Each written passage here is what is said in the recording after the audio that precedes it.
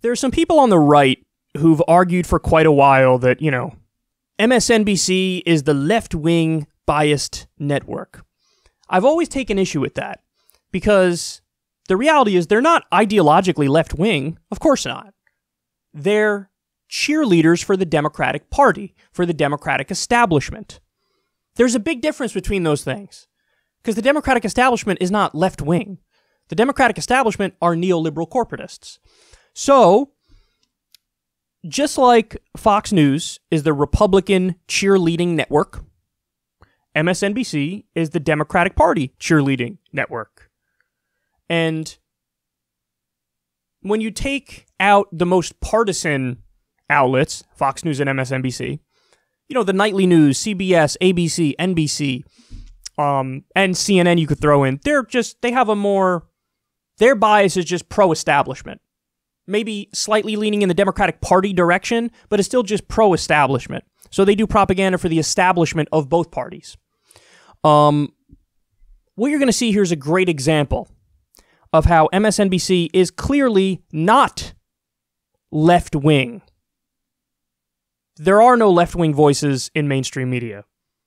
You have to go to new media, to independent media to get anything even close to left-wing ideological thought. So here's MSNBC host Stephanie Ruhle showing her true colors, or shall I say her true class. She's going to critique a mild leftist strategy from Joe Biden and his team. Michael, Joe Biden said yesterday that his campaign is Scranton versus Park Avenue. Why is he going with this divide and conquer approach? That's Trump's thing. What about a message for all Americans? I don't live on Park Avenue, but I live pretty close to it. And you know how I got there? Working my butt off. He doesn't want my vote? Beyond parody. Beyond parody. Rich lives matter. Park Avenue lives matter.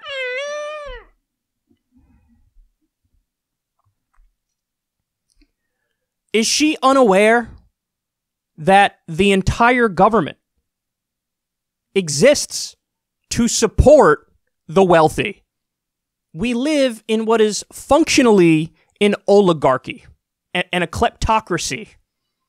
And so the government, all the government does is represent billionaires and Wall Street and the wealthy and the military-industrial complex, corporations, for-profit health insurance companies.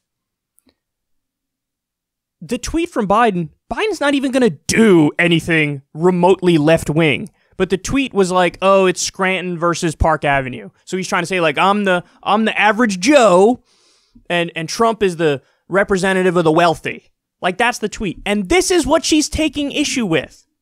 This is what, of all the things to go after Joe Biden for, the Iraq War killed hundreds of thousands of innocent civilians, the Patriot Act, spying on all Americans, the outsourcing deals, destroyed the industrial Midwest, none of that. That she's totally fine with. What she doesn't like is mildly leftist rhetoric, which actually fundamentally is nothing but a platitude that represents nothing of what he'll actually do. Listen, this shows you what the media is. Ultimately, this is Noam Chomsky's manufacturing consent. That's what this is. You have the media exists to do propaganda for the establishment. Sometimes it's different wings of the establishment. It could be the Republican Party or it could be the Democratic Party. But the connecting tissue is defend the status quo. Defend the powers that be. And so you have a media which represents elite interests. This is rhetoric that comes right out of the mouth of an elitist. She's married to a hedge fund manager. Did you know that? Let me explain this. It's very simple. The reason why this leftist rhetoric is actually good and it works is because people fundamentally understand that the interests of the wealthy are not aligned with their interests. In fact, they're diametrically opposed. So, for example, if you're representing billionaires and corporations, one of the things they don't want is to raise the minimum wage because that cuts into their profit and their bottom line. Now, the overwhelming majority of the actual American people support raising the minimum wage. So you have to make a decision there. Am I going to represent the interests of the billionaires and the corporations, or am I going to represent the interests of the people? She makes it seem like, why can't we all come together? This is divisive rhetoric. You have to pick a side on that. You have to pick a side. The overwhelming majority of the American people say, raise taxes on the wealthy and corporations. The wealthy and corporations say, don't raise my taxes. You have to pick a side.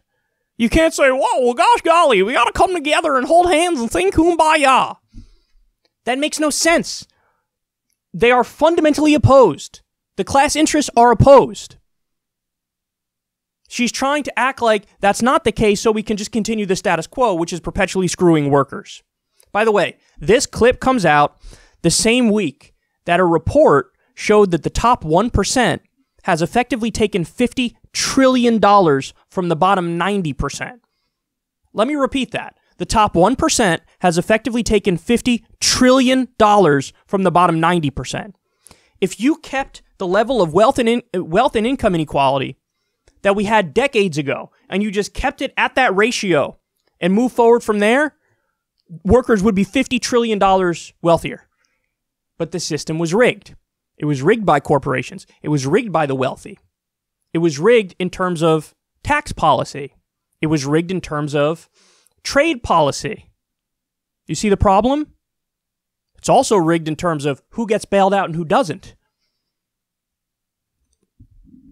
For the first time in U.S. history, this started in 2018, for the first time in U.S. history, billionaires paid 23% of their income in federal, state, and local taxes. 23%.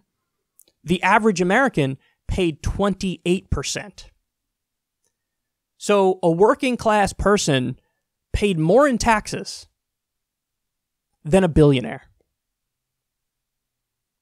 That only comes about as a result of corruption. And instead of addressing this and fixing the problem and giving people equal opportunity and giving people a fair wage, what does MSNBC do? They critique Biden for mildly leftist rhetoric. By the way, this strategy would win him the election, just to be clear. If he leans into stuff like this, even though he doesn't mean it, but if he leans into stuff like this would definitely win him the election. MSNBC is trying to do everything they can to make sure that the class interests come first. The wealthy and corporations are taken care of. They really just tried to pull some hashtag Rich Lives Matter stuff here. That's what this is. As if there's some sort of an oppressed minority. The wealthy run everything. The corporations run everything. They've been rigging the system and waging class war on working people for decades. MSNBC doesn't care. Stephanie Ruhle doesn't care. In fact, she's clearly on one side of that divide. I mean, I don't know how else to say this. This is pathetic. This is pathetic. Who's this representing? Answer. The top 1%. The corporations and the wealthy. If you're somebody who's a working person and you watch MSNBC and you think they're representing you, remember this clip. They're not telling you the truth. They're not fighting for you. This is what they do. Mask off moment, that's for sure.